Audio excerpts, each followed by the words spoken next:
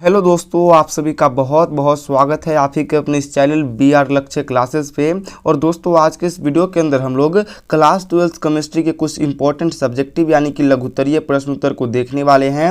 और ये सारे के सारे क्वेश्चन बहुत ही इंपॉर्टेंट क्वेश्चन हैं, बिकॉज ये क्वेश्चन प्रीवियस ईयर में पूछे गए हैं और आने वाले सालों में भी इसके पूछे जाने की संभावना बहुत ही अधिक है। और साथ ही मैं आपको ये भी बताऊँगा कि आप लोग ये जो PDF है, ये PDF बिल्कुल ही फ्री में कैसे ले सकते हो। तो उसके लिए आप लोग वीडियो को शुरू से लेकर के एंड तक मैं आपको बहुत ही अच्छे तरीके से बताऊंगा कि ये PDF आप लोग बिल्कुल ही फ्री में कहां से ले सकते हो। तो चलिए फिलहाल के लिए हम लोग आज के इस वीडियो की शुरुआत करते हैं। देखिए, पहला क्वेश्चन आपसे ये कहता है कि बिंदु दोष किसे कहते हैं। बहुत ही इंपॉर्टेंट क्वेश्चन है और ये क्वेश्चन एग्जाम में पूछा भी गया है कि बिंदु दोष से आप क्या समझते हो।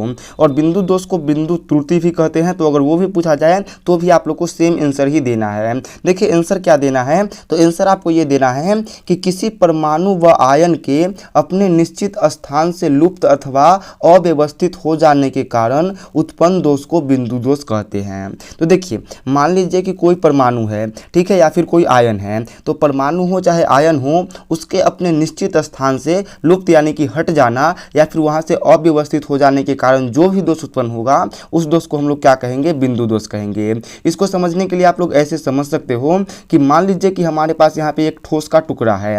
अब ये जो ठोस का टुकड़ा है ये परमाणु या फिर आयन से मिलकर के बना है। तो मान लेते हैं कि इसके आयन कुछ इस प्रकार से व्यवस्थित हैं। लेकिन क्या होता है कि इसी में से कुछ आयन या फिर कुछ परमाणु क्या करते हैं, अपने स्थान को छोड़ करके लुप्त हो जाते हैं यानी कि गायब हो जाते हैं। तो इसके कारण इस ठोस के अंदर जो भी मान लीजिए कि दोष उत्पन्न होगा उसी दोष को हम लोग क्या कहेंगे, बिंदु दोष कहेंगे। तो होप करता हूं कि बिंदु दोष आप लोग बहुत ही बेहतरीन तरीके से समझ गए होंगे और ये इजी क्वेश्चन में से एक क्वेश्चन है। तो अब बढ़ते हैं अगले क्वेश्चन की ओर। देखिए अगला क्वेश्चन आपसे कहता है कि शॉर्टकी दोष क्या है। तो शॉर्टकी दोष भी इंपॉर्टेंट क्वेश्चन है। एक और दोष होता है फ्रेंकल दोष, उसके बारे में पूछा जाता है, उसको भी हम लोग किसी और वीडियो में कवर कर लेंगे।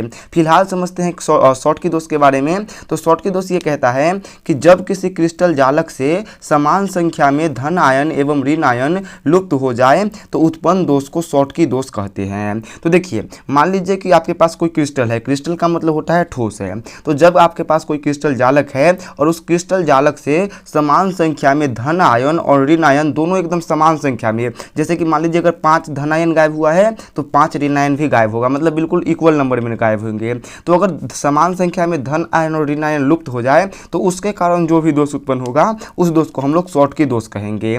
और एक और चीज आप लोग याद रखिएगा कि इससे क्रिस्टल के आयतन में कमी आती है। मतलब अगर क्रिस्टल किसी क्रिस्टल में शॉर्टकी दोष हो गया है तो उससे क्या होगा, उस क्रिस्टल के आयतन में कमी आएगा। और ये क्वेश्चन ऑब्जेक्टिव में पूछा जाता है कि शॉर्टकी दोष के कारण क्या होता है, तो क्रिस्टल के आयतन में कमी आती है। अब बढ़ते हैं हम लोग अगले क्वेश्चन की ओर। तो देखिए अगला क्वेश्चन जो 3 नंबर क्वेश्चन है वो मोस्ट इंपॉर्टेंट क्वेश्चन में से एक है। क्वेश्चन कहता है कि मोल अंश या मोल प्रभाज से आप क्या समझते हैं। तो यहाँ पे आपको मोल अंश या फिर मोल प्रभाज के बारे में बताना है।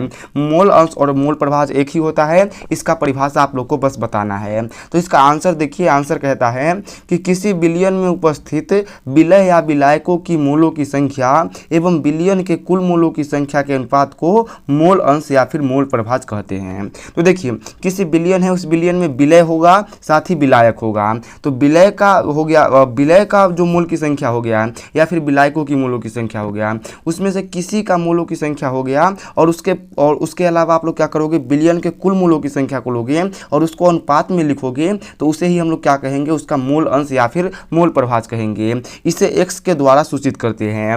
मोल अंश या फिर मोल प्रभाज को किसके द्वारा सूचित करते हैं, तो x के द्वारा सूचित करते हैं। अब मैं आपको इसको कुछ अच्छे तरीके से समझा देता हूं। तो देखिए मान लीजिए कि कोई बिलियन है, बिलियन के अंदर क्या है, विलय की मोलों की संख्या को हम लोग मान लेते हैं छोटा n, ठीक है, और विलायकों की जो मोलों की संख्या है उसको हम लोग कैपिटल N मान लेते हैं। तो ये हो गया आपका कैपिटल N, ठीक है। अब इस दोनों को जोड़ोगे तो ये क्या हो गया, ये विलय की मोलों की संख्या हो गया।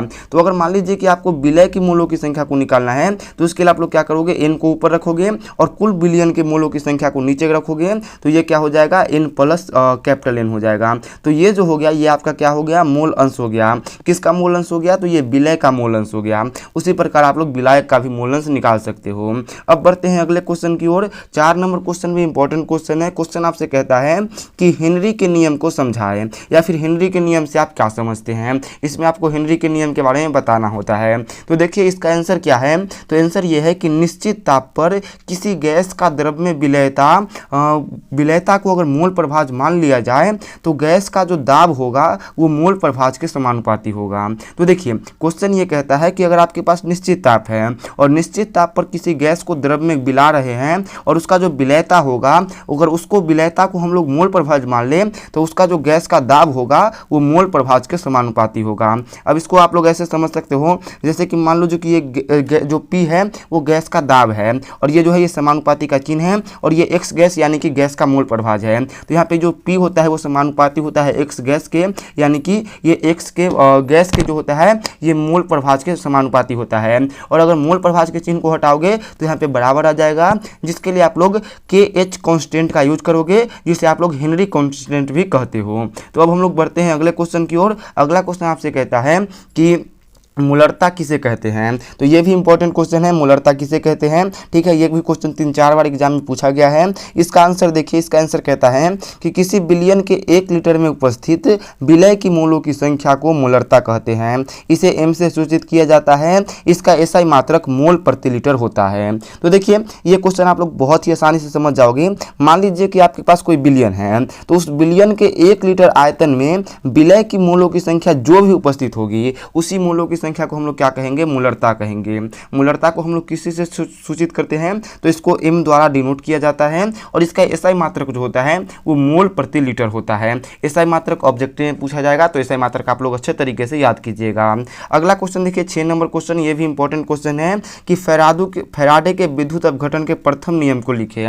तो फैराडे के विद्युत अपघटन के प्रथम नियम क्या होता है, तो इसका आंसर देखिए, फैराडे के विद्युत अपघटन के प्रथम नियम के अनुसार विद्युत अपघटन की क्रिया में इलेक्ट्रोड पर एकत्रित पदार्थ की मात्रा, जिसे आप लोग W कहते हो, एवं उसमें प्रवाहित आवेश यानी कि Q, वो दोनों क्या होते हैं, एक दूसरे के समानुपाती होते हैं। तो जैसे कि आप लोग समझिए कि मान लीजिए कि कोई क्या हो रहा है, विद्युत अपघटन की क्रिया हो रहा है। तो विद्युत अपघटन की क्रिया में इलेक्ट्रोड पर मान लीजिए कि एकत्रित होने वाले पदार्थ की जो मात्रा है वो क्या है, W है। तो ये W जो होता है वो समानुपाती होता है किसके, तो उसमें जो भी आवेश प्रवाहित होता है यानी कि Q प्रभावित होता है उसके समानुपाती होता है। यहाँ पे आप लोग देख सकते हो।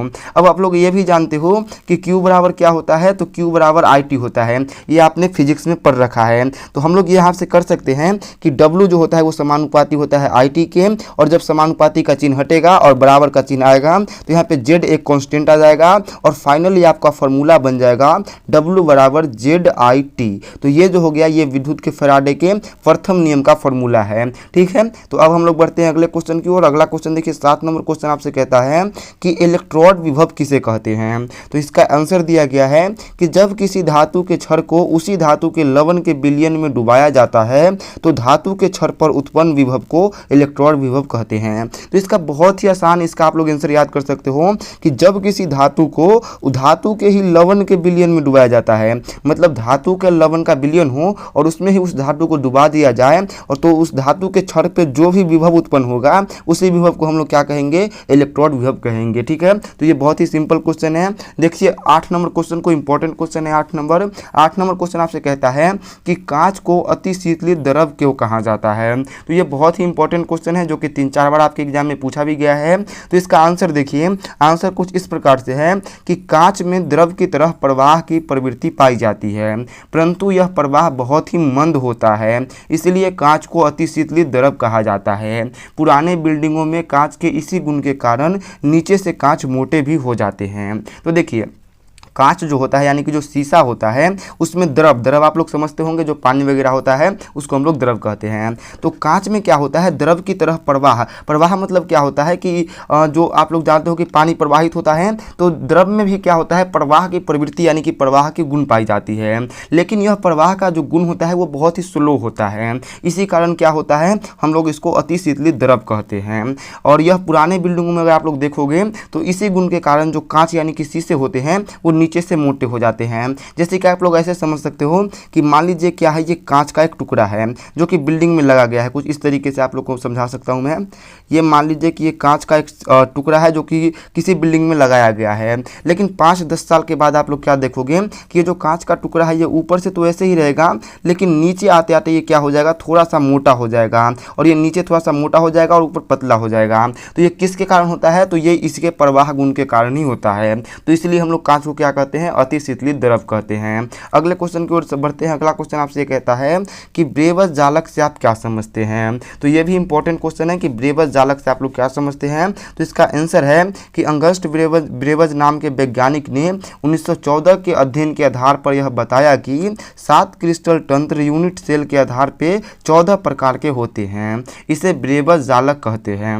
तो ये आप लोग याद रखिएगा कि ब्रेवज, जो अंगस्ट ब्रेवज नाम के वैज्ञानिक थे, उन्होंने अपने 1914 के अध्ययन के आधार पर क्या बताया कि 7 क्रिस्टल तंत्र जो होते हैं वो यूनिट सेल के आधार पर कितने प्रकार के होते हैं, 14 प्रकार के होते हैं। और इसी को हम लोग क्या कहते हैं, ब्रेवज जालक कहते हैं। अगले क्वेश्चन को देखिए। अगला क्वेश्चन जो है 10 नंबर क्वेश्चन, ये बहुत ही आसान क्वेश्चन है लेकिन उतना ही इंपॉर्टेंट क्वेश्चन है। क्वेश्चन आपसे ये कहता है कि विशिष्ट चालकता से आप क्या समझते हैं। विशिष्ट चालकता को हम लोग कप्पा के द्वारा सूचित करते हैं और कप्पा से आप लोग क्या समझते हैं। तो इसका आंसर दिया गया है कि विशिष्ट प्रतिरोध के व्युत्क्रम। देखिए यहाँ पे ये बहुत कम नहीं, यहाँ पे ये व्युत्क्रम होगा, ठीक है। तो विशिष्ट चालक के व्युत्क्रम को हम लोग क्या कहते हैं, विशिष्ट चालकता कहते हैं। इसे कप्पा के द्वारा सूचित किया जाता है। तो आप लोग सिंपल याद रखिएगा कि विशिष्ट चालकता हम लोग क्या कहते हैं, तो विशिष्ट प्रतिरोध के व्युत्क्रम को हम लोग क्या कहते हैं, विशिष्ट चालकता कहते हैं। अब मान लेते हैं कि विशिष्ट चालकता क्या है, हमारा कप्पा है। तो इसका और विशिष्ट प्रतिरोध क्या है, तो विशिष्ट प्रतिरोध जो है वो रो है। तो ये क्या होता है, ये समानुपाती होता है किसके, इसके व्युत्क्रमानुपाती होता है।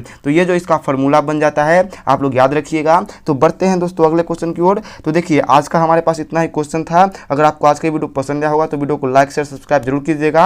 अब आप लोग ये पीडीएफ फ्री में कैसे ले सकते हो, तो देखिए इस वीडियो को फ्री में लेने के लिए आपको क्या करना होगा, नीचे आपको जाना होगा, इस वीडियो के नीचे डिस्क्रिप्शन में, वहाँ पे आपको मिल जाएगा टेलीग्राम चैनल का लिंक। वहाँ से जाकर आके आप लोग टेलीग्राम चैनल को ज्वाइन कर लीजिएगा, वहीं पे आपको इसका पीडीएफ दे दिया जाएगा। तो मिलते हैं आपसे नेक्स्ट वीडियो में, तब तक के लिए बाय।